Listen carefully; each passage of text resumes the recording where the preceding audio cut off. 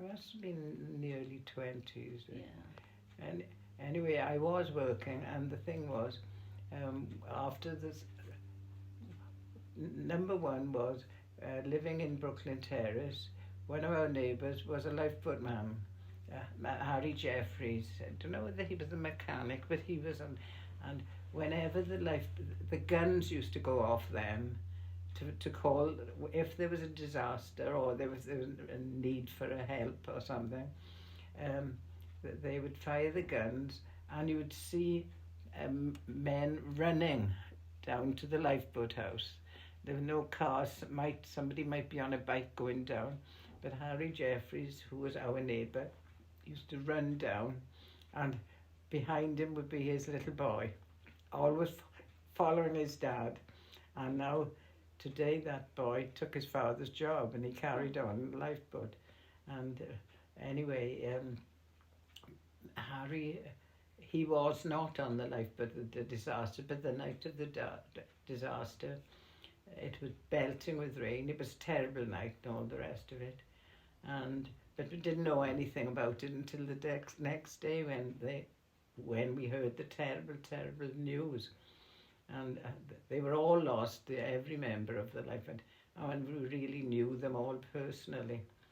But anyway, when we were working, the funeral was arranged, a massive funeral, for about in a week's time. And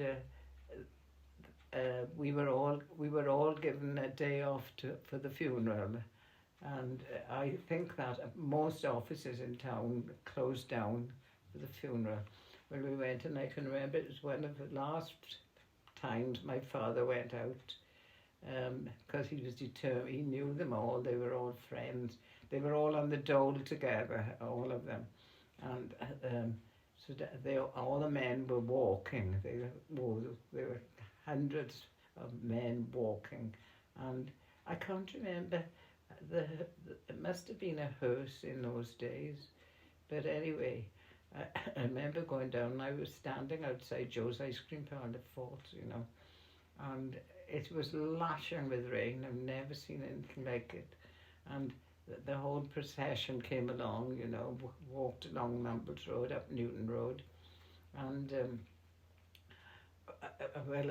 it was horrendous. It really was. All right, it was raining, pouring, but all the tears added to what was going on, And anyway, when the cortege got to the bottom of Cemetery Drive, my father couldn't walk up to and broke his heart about that. He said, I wanted to go and say my final goodbyes to them. But anyway, we only lived just up the road from there, so my father went home. But none of the children went up to the cemetery at all. But it was a terrible thing. And we used to see what we called the lifeboat widows regularly, And obviously everybody was shattered. But Harry, thank God Harry wasn't on the lifeboat. I think one of the men was due to get married, I think, in a couple of days afterwards, But left a lot of widows and a lot of children without fathers,